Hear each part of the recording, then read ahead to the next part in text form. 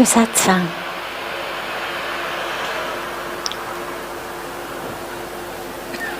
So beautiful to be together with you all.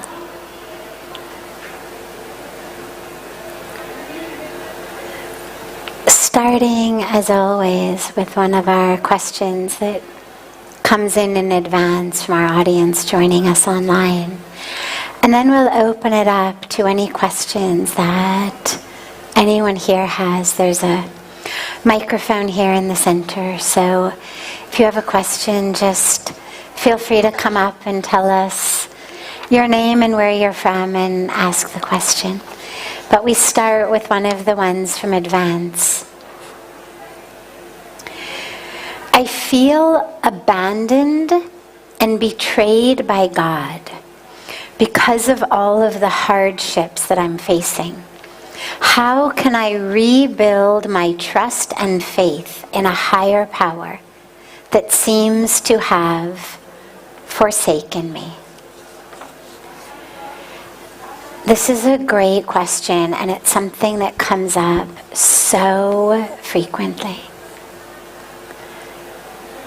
We believe in God, we're connected to God, we're people of faith, until something happens in our life that we didn't want to happen. Some accident happens, somebody we love gets sick and dies at much too young of an age. We get some awful diagnosis, our house burns down. Something happens. And we decide, forget it, like what's the point? I've been praying, I've been going to the temple, I've been doing my puja, I've been doing my mantra, I've been doing all of these things. And still my house burned down. Still my best friend got run over by a car. Still this happened or that happened. And we lose faith. And the dilemma is that most of the time we try to rebuild our faith by convincing ourselves that, oh, well, actually God does all of these other nice things for you. And this is the mistake in the way that people try to address it. Yeah, your house burned down, but look at the rest of your life. Look at all the wonderful, good things that you got. Look at all the times that God helped you. And we try to get into this kind of convincing situation where we're weighing God's pros and cons, and sort of judging, is it worth believing? And that's a mistake. We don't believe or have faith because of what we're going to get out of it. That's a contract. Faith is not a contract. Faith is not about, I'll do this much japa, or this much meditation, or this many abhishek pujas, or I'll give this much dakshana in the mandir to a sanstha. Therefore, my child should get into the university they want to go to. Therefore, nobody I know should ever get sick or die. That's not what faith is. Faith is an experience of a presence that is there all the time with us. But it's not a presence that ever promises us, your house isn't going to burn down. I mean, just look at the Bhagavad Gita. Krishna is there on earth, in form, driving Arjun's chariot. And what happens to Arjun's kids? Right? So, I find the Bhagavad Gita just to be the simplest and most powerful, easy to understand teacher. If God was saying to us, have faith in me and nothing bad will ever happen to you, Arjun would not have lost his children. Krishna would have been there. Nothing would have happened. But those aren't the promises that God makes us. God doesn't say in any scripture that I'm aware of, in any way that I'm aware of, God does not say, have faith in me and everything's going to go your way. Have faith in me, nothing bad will ever happen. Have faith in me, you'll always get straight A's, you'll get the promotions. Nothing like that. The promise we are given is, have faith in me. And even while your life goes up and down, as it will, because that is the very nature of life, you will not go up and down, because you will be anchored in me. That's the promise. It's not that God is saying, I will stop the waves in the ocean for you. God is saying, anchor in me. Waves will be there. It's the nature of the ocean. But anchor in me, and you, on the deepest, corest level, you will not go up and down with the waves. You will have access to a knowing, a truth, an experience of self that doesn't go up and down with that which happens in the outer world. It's why when we watch the stories of the divine ones, whether we're looking at epics like the Mahabharata or the Ramayana, or whether we're looking at the lives of saints, Swami Vivekananda, Parmarth Ramakrishna, saints who left their bodies at ages that we would say was far too young, left their bodies in times of pain. Raman Maharishi, not one of them ever had any sense of why is this happening. We look at Bhagavan Buddha, the Buddha. Look at the passing, look at the last days of the enlightened masters. And what you see, the body is dying. In some cases, they're in incredible pain. But that inner light, it never goes out. It never stops shining. There's never a moment of, why is this happening? Not only am I a good person, but like, I'm an enlightened master. Why is this happening to me? Nothing like that. They don't even try to use their powers. The disciples of Ramakrishna Paramahansa, he had throat cancer. And many of them said to him, please, take my throat. Say some mantra, wave some magic wand, ask the mother to just give you my throat. I will die, I will take your pain. And he looked at them and he said, what is the difference between your throat and my throat? There's no difference. There's no you and me.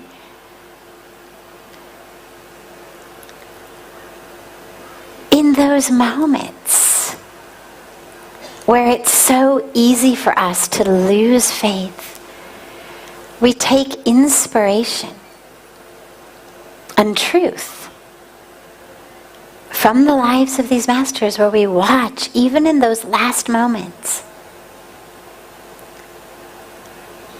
how they are. Do they try to change? Do they wish they could change? Do they bargain? Do they use their powers? Do they chant a special mantra that, makes it go away? Because they've got the power, of course. But they never use it. It's so fascinating. They don't use it. Not on their own bodies. Not on the bodies of their loved ones. Because there's no sense at all in them of my connection to God, or even my experience as God, means that I'm somehow exempt from the laws of nature. The laws of nature are up and down, success and failure, gain and loss, degeneration. It's the nature of nature. So don't try to regain your faith by convincing yourself how many good things God does for you. recognize that you're looking at it entirely in the wrong way, and that faith should be rooted in the fact that God is there even in my worst moments. Yes, trials and tribulations, struggles in my life, rather than saying, okay, God, I don't believe you're here. That's the time to say, God, hey, I need you. Be with me. Not wave your magic wand, and if you don't, then I don't believe. But be with me in my struggle. Because when you're there, then it won't be such a struggle. Right? It's like that beautiful story of footprints, of the man, the devotee who's asleep one night, and he has this dream where he sees his entire life spread out across a beach at the ocean. And he sees footprints in the sand by the water. Sometimes there's 2 sets of footprints, and sometimes there's just one. And he sees this in his dream, and he wakes up, and he cries out to God. He says, God, I've just seen my life. The path of my life as I walked along the beach. He said, and most of the time, you were with me. Most of the time, there were 2 sets of footprints. He said, but in those most difficult moments, the moments where I really struggled, there was only 1 set. How could you leave me in those most difficult times? And God says, my child, that's when I carried you. That's when I carried you.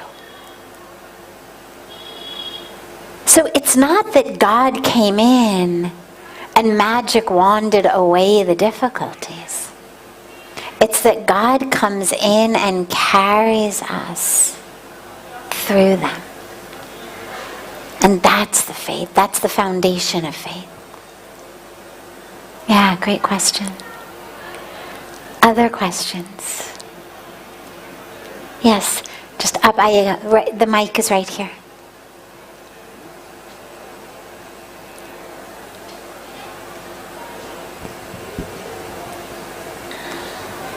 I can express myself in Hindi better, I think. No problem. Sure.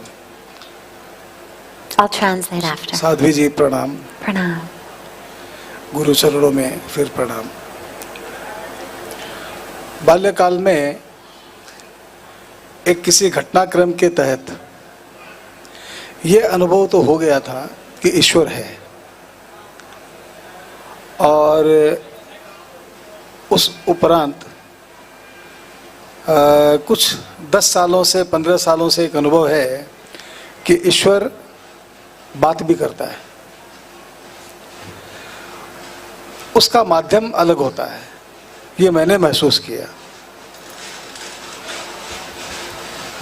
कहाँ तक मेरी अनुभूति है मैं अपने आप को express नहीं कर पा रहा हूँ, कोई बात नहीं. लेकिन ये तय है, ईश्वर के सामने खड़े होते हैं और कोई बात करते हैं तो किसी न किसी माध्यम से वो हमें इशारा करके जवाब देते हैं. मगर कभी कभी मन अधीर हो जाता है, और मन में एक प्रश्न है जो आपसे कर रहा हूँ, प्रभु इतना विलंब क्यों?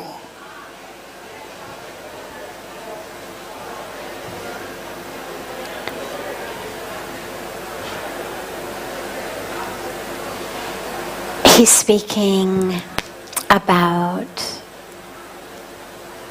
his experience in having very challenging moments, difficult moments, and over the last 10-15 years, after that time, since that time, what he's seen is that not only is God there, but that God speaks to us, and that God speaks to us in many different ways.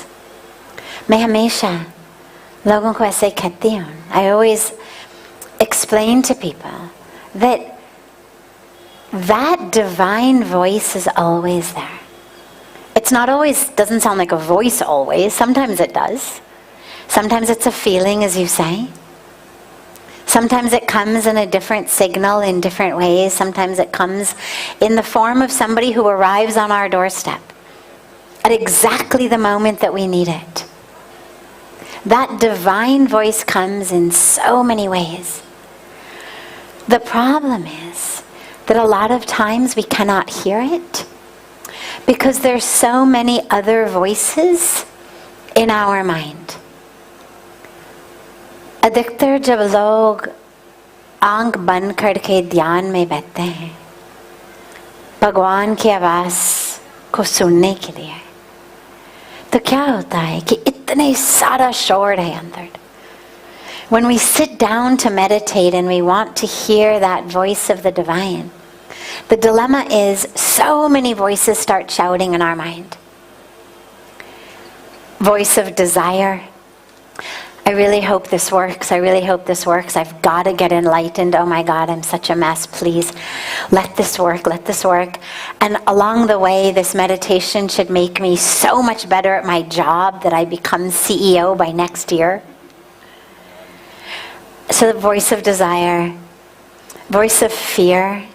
This is never going to work. I'm doomed. I'm useless. I'll never get control of my mind. I'll always be negative. I'll always be depressed. I'll always be miserable. I'm wasting time. I should be using this time to make something of myself.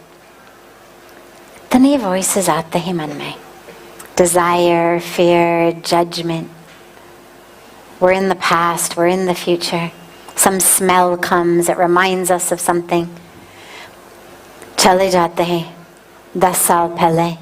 We hear something, takes us in the future. It's the nature of the mind. But God's voice, typically, that divine voice, is actually much softer than the other voices that are shouting from our own head. There's a wonderful experiment that I love. Chalo, we'll do it. Okay. So where Rishi Kumar, Suraj and Sanjay, are aap log haath khade kar do? Okay. Can everybody see them? Just the two of them. Just the two of them. Aap log khade ho jao ek minute ke liye. Okay. Now, everybody see them? If you are on this side, you are group 1. Okay? Raise your hand if you're group 1. Piche bhi group 1 hai. Aap sabhi log, you're all group 1. Everybody is group 1. Okay. Now, on this side, you are group 2. So group 2, raise your hand. Wonderful. Now, group 1, your job is to chant Om. Okay? Let's practice. Go, group 1. Just only over here, group 1.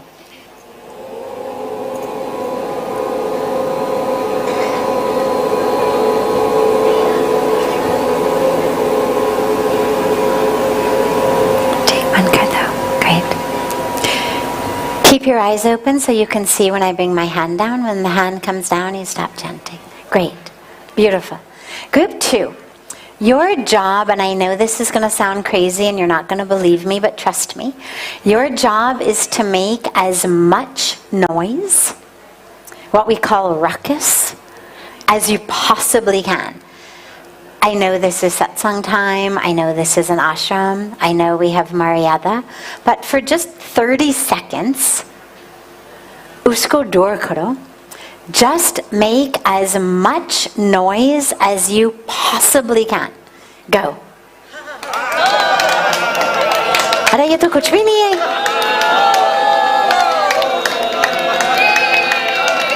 Great. Great. Okay. Okay. Now, if I raise my hand on your side, then you do whatever your job is. So if my hand goes up here, this side chants Om. Hand goes up here, this side makes all kinds of noise. Okay? Now, we're going to begin now. This side is actually much bigger than this side, so you guys have to be extra loud. So we begin together, and if my hand comes down on your side, It means आप लोग शांत हो जाओ. Okay?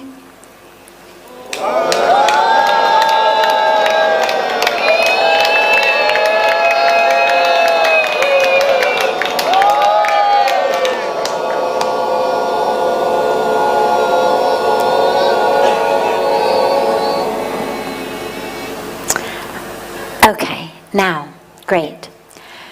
Group 1. Did you people start chanting only when they became quiet, or were you actually chanting from the beginning? From the beginning. Really? Yes. Could anybody hear them? Anybody over here, could you hear them? This is the nature of our mind. This is God's voice. It's always there. The problem is this. This is desire, this is fear, this is ego, this is conditioning. This is all of that. What most of us do is we go out looking for this. We go out looking for this. I've got to do something so that in my life there should be Om. But it's already there. Pehले se hai. It's not about finding God's voice or finding that divine presence. It's already there. It's about quieting this.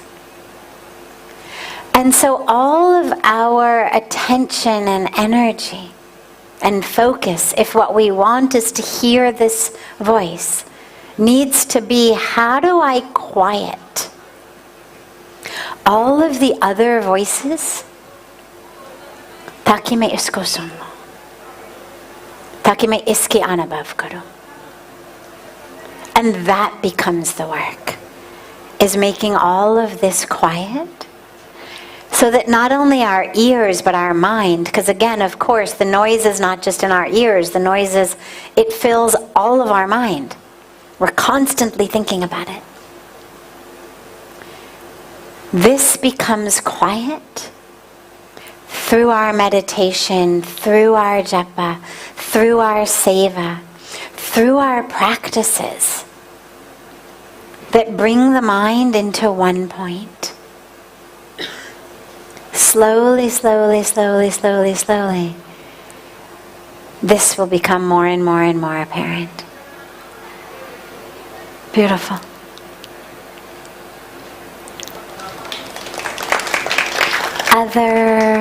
Other questions? Any other question that anyone has? Yes, come.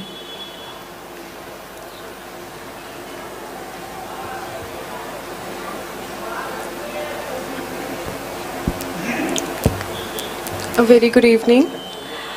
I wonder if you remember me or not. I came here last year in the month of Pachami, November. yes. Goodness. So I came here every year, and whenever, like whatever time I spent here, I feel the divinity inside my body, inside my soul. But gradually, whenever we went back to our workplace, went back to our study, went back to where we actually belong, we kind of lost this peacefulness inside us. We often engaged in our day-to-day work that we forget that there is something more important to that we need to focus on. Absolutely. So how can we maintain this, or we can say that how can we remain in this positive divinity when we went back to our actual places? Beautiful. It's so interesting because you would never expect that I could eat once and be done. Right? You would never say, well, तुमने पिछले हफ्ते खाया, आज क्यों करना है? आज दोबारा क्यों खाया? I ate last week, I have to eat again today. Just because I ate last week doesn't mean I don't have to eat today. I have to not keep eating continuously, but beach mein, whenever I get empty, whenever my stomach is empty, when my glucose levels are low, I need to eat. Similarly, you would never say, well, last year I slept. Why do I have to sleep again this year? Not just this year, this night. You would never say, well, the last night I slept. Aaj kyun karna? Every night we have to sleep. Every day we have to eat. Every day we have to drink. Every day we have to bathe. You wouldn't say, well, I bathed last week. Why I have to bathe again? Because we understand that there is an accumulation on the body of, I don't like the word dirt, because it's not always dirty. Sometimes we're not actually out in the dirt, but there's an accumulation of kind of waste, gunk. It comes as our sweat, it comes as where we are, what we're, taking from the world outside, it's coming from within. And we understand every day I have to clean it. Otherwise it starts to smell. Eventually I'll start to grow all kinds of bacteria and God knows what. So we have to clean it. In the same way, our spiritual practice is needed to keep clearing the mind, negativity, ignorance, illusion, stuckness. It keeps accumulating on us. If you've ever lived near a body of water, not like Ganga that flows very fast, but a lake or a pond that's more still, what you see is every day you go out there and there's a layer of film that has formed on the top of the water. You clear it away. You want to see your reflection, you have to clear it away. Our spiritual practice, our meditation, our prayers, all of what we do is a way in which we are clearing away the gunk from our mind. Like we clean it off our body, like we remove it from the surface of the water. Because if that's there on the surface, I cannot see myself properly. In the same way, if it's there in my mind, I cannot see myself properly. The lake shows me my physical reflection, but in my own mind and awareness, I'm able to see the truth of who I am. If I am clean. So when you go back, you've got to really make sure to have these practices. Here it's like all day long we're just being cleansed. It's like Ganga is flowing over us in the pujas, in the prayers, in the environment. So you don't have to pay a lot of attention to clearing that.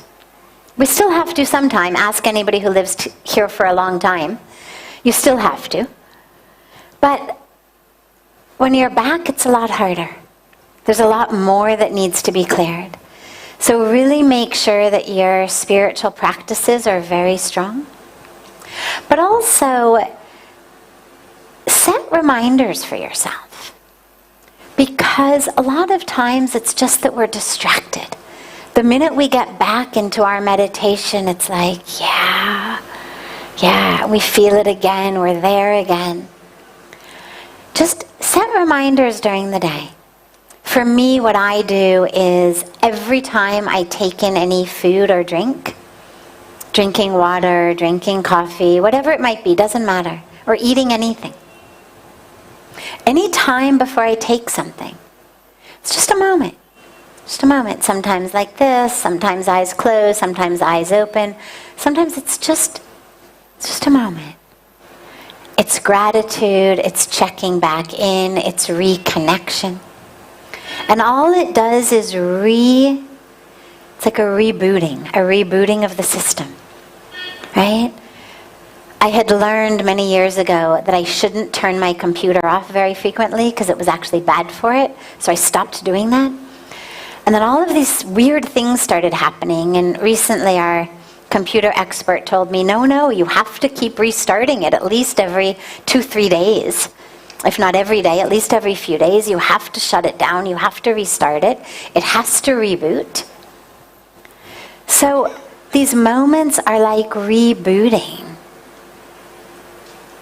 ourselves inside. So just set some reminders. Every time before you have something to eat or drink is a great one, because we drink and eat a lot. So you've got a lot of reminders during the day. If you're someone who drives a lot, you could say every time before you turn the key in the ignition. Every time before you open your inbox. Every time before you choose anything. Anything you do a lot in the day. And just connect that thing with, before you do it, just a moment of reconnection. It could be a moment of mantra. It could be a moment of just thank you, God. It could be a moment of coming back to the breath. But just something that brings you back into truth. And make sure that your morning and evening sadhana practice is really strong. So that as you're at work, as you're in that, you come back home, like you come back home and have a shower. Well, you need a shower for the mind. To bring it back. Bring it back. And it's why you keep coming here, because it keeps recharging the batteries. It's why, since time immemorial, people have been going to spiritual centers. Going to be in the presence of the Guru. Going on retreat. Because it charges our batteries. Beautiful. Have a beautiful, beautiful rest of your evening, everyone. And so much love to you all.